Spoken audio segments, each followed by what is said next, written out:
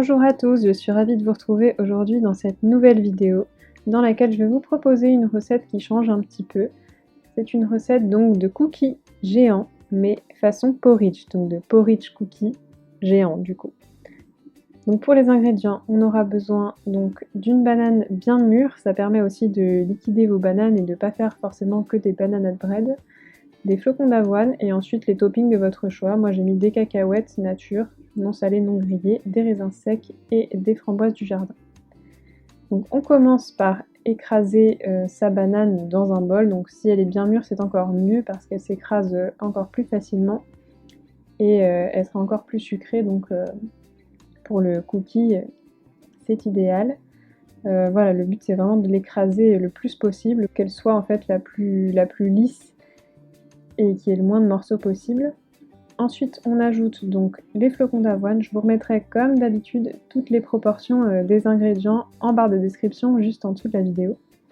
Donc on mélange bien les flocons d'avoine à la banane écrasée, le but étant que les flocons d'avoine bien sûr s'imprègnent au maximum de la banane, du liquide, des sucres, etc. et qu'ils commencent en fait à gonfler.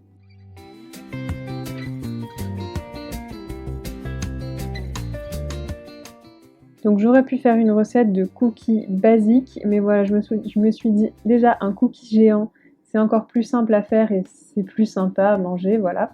Et aussi un porridge cookie parce que ça change un petit peu des cookies habituels. Et aussi c'est une façon plus rapide et simple, entre guillemets, de faire un cookie. Bien sûr, ça n'a pas le même goût qu'un cookie, mais si vous aimez le porridge, vous aimerez forcément ce porridge cookie. Ça change un petit peu d'habitude et en plus ça permet voilà, d'utiliser les bananes un peu trop mûres et de changer du banana bread classique. Donc ensuite je termine par mettre les toppings. Donc moi j'ai choisi des cacahuètes non grillées, non salées que j'avais. J'enlève un petit peu les petites peaux qui s'en vont quand je les concasse. Voilà, j'évite de les laisser entières parce que ce sera plus agréable en petits morceaux comme ça, croquants sous la dent quand on mangera notre cookie, qui est d'ailleurs un peu mou, hein, donc d'avoir des petits toppings un peu croquants dedans, c'est plus sympa je trouve. Donc une fois mes cacahuètes concassées, je les mélange grossièrement à ma pâte à cookies obtenue. J'ajoute ensuite ma belle poignée de raisins secs.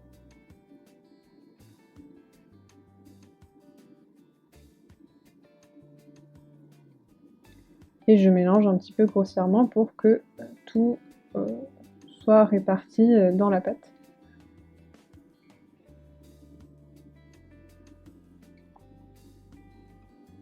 Et je termine par mes framboises, donc là ça tombe bien, il y avait des framboises du jardin, donc j'en ai profité, j'aurais pu faire framboise chocolat blanc, j'ai fait un peu avec ce que j'avais, vous pouvez mettre totalement ce que vous voulez, des pépites de chocolat au lait noir, du chocolat blanc, des framboises, des fruits rouges, des fruits secs, des amandes, voilà, vraiment tout ce que vous voulez, moi j'ai fait avec ce que j'avais sous la main. Donc mes framboises, je les coupe en 3 à 4 petits morceaux. On pourrait pourquoi pas les laisser entières, mais voilà, j'avais envie d'en faire un petit peu plus comme ça et de les répartir un peu plus dans la pâte. Et ensuite je mélange le tout en essayant de pas trop écraser les framboises quand même, légèrement pour que ça rende un peu de jus et que ça s'imprègne un peu dans la pâte, mais pas trop non plus parce qu'on n'a pas envie que ce soit de la bouillie de framboise. Voilà. En parallèle, je préchauffe donc mon four à 180 degrés.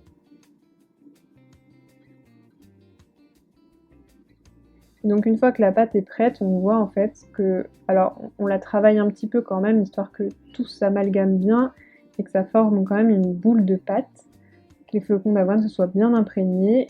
Donc on voit que ça se décolle en fait des parois du bol, un peu comme une pâte classique entre guillemets.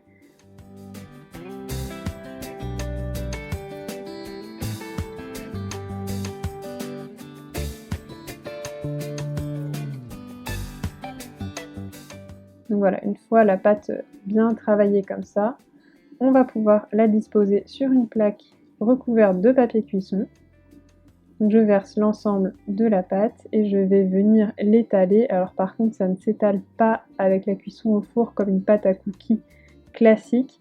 Il faut lui donner, avant cuisson, la forme que vous souhaitez avoir au final, en fait, après cuisson. Donc moi, je l'étale tranquillement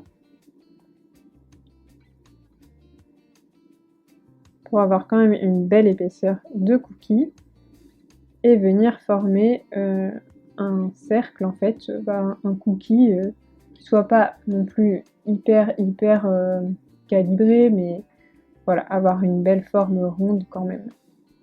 Donc je viens travailler un petit peu la forme avec le côté de ma fourchette. Et essayer d'avoir une épaisseur à peu près égale partout. Voilà, après vous faites comme vous voulez, mais on veut quand même que le résultat ait une tête de cookie, quoi. Donc ensuite, on vient enfourner notre cookie à 180 degrés, donc pendant 12 minutes.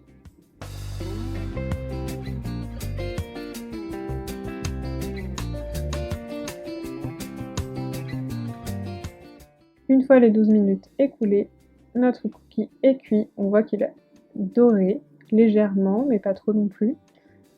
Donc en fait, moi ce que j'ai fait, c'est que je l'ai transvasé directement sur une assiette, mais toujours avec le papier cuisson pour que ça refroidisse plus vite en fait, parce qu'on va attendre qu'il refroidisse pour le démouler entre guillemets, l'enlever du papier cuisson.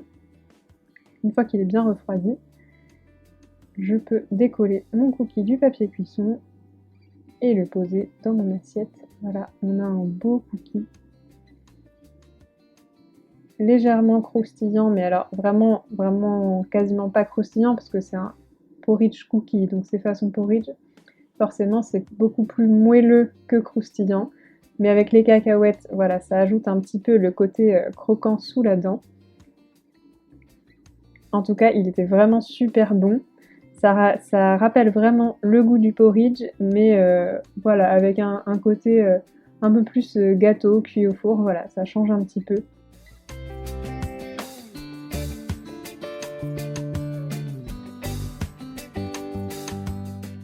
Voilà, cette recette touche à sa fin, j'espère qu'elle vous aura plu. Si c'est le cas, n'hésitez pas à me le dire en commentaire ou à mettre un petit pouce en dessous de la vidéo.